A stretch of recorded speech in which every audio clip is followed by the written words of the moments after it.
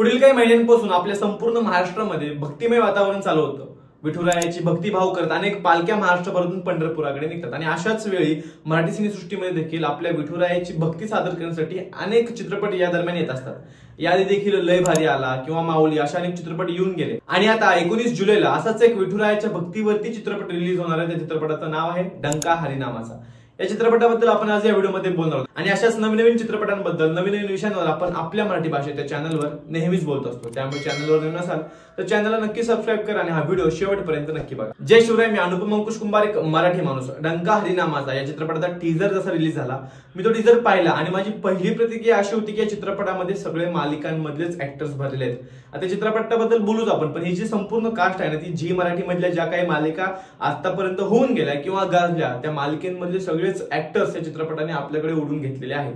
जसं की सांगायला गेलं तर किरण गायकवाड यांनी देवमाणूस मधली जी काही प्रमुख भूमिका केली ती एक खूप गाजली होती। त्यानंतर जी रसिका सुनील यांनी माझ्या नवऱ्याची बायको मध्ये ती शनायाची भूमिका केली ती खूप गाजली आणि त्यासोबतच निखिल चव्हाण, जर तुम्हाला आठवत असेल तर लागीर झाले जी ही जी खूप गाजलेली मालिका होती झी मराठीवरची, त्या मालिकेमध्ये त्यांनी विकीचा तो रोल केला होता, आजीचा तो मित्र म्हणून त्यांनी रोल, तो देखील रोल खूप जास्त गाजला होता, पसंतीला उतरला होता।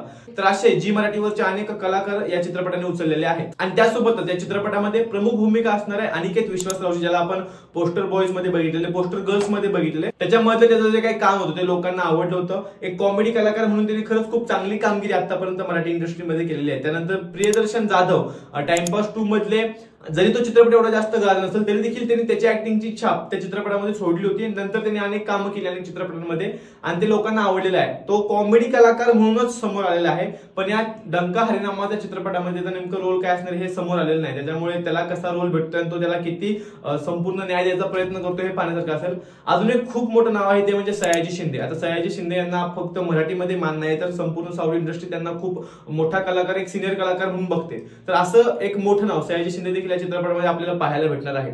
आणि त्यासोबत त्या टीजरच्या शेवटी जो आपल्याला विलन दाखवला कबीर सिंह धुआन, तो खरं साऊथ मध्ये काम करतो, हिंदीमध्ये काम करतो आणि त्यांनी एक मराठी चित्रपट केला होता फकाट म्हणून, तो चित्रपट होता मध्यंतरी आला होता गेल्या वर्षी, त्या चित्रपटामध्ये त्यांनी काम केलं होतं आणि आता परत एका मराठी चित्रपटामध्ये तो काम करणार आहे।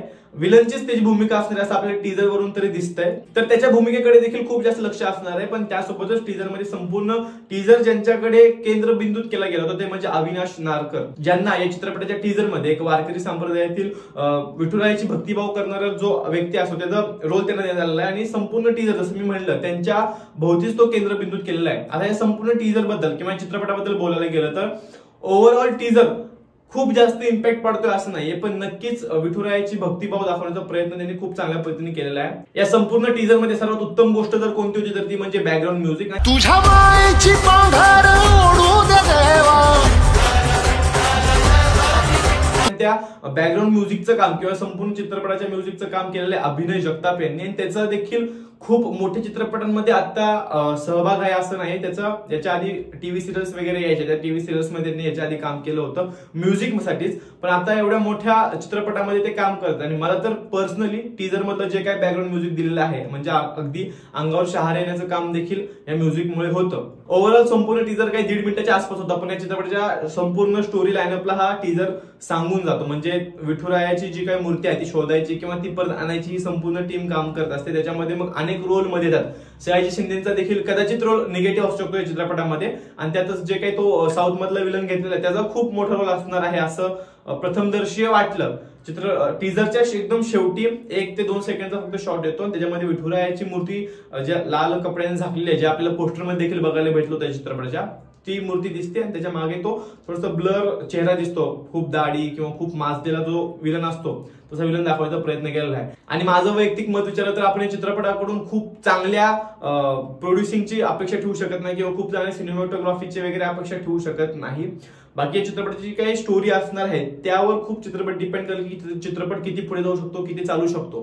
कारण की विठुरायाची भक्ती दाखवत असताना फक्त विठुरायाच्या त्या सॉफ्ट कॉर्नरमुळे किंवा सिंपथीमुळे तुम्ही चित्रपट चालवायचा जर प्रयत्न करणार असाल ना तर चित्रपट पडण्याची देखील खूप जास्त शक्यता असते।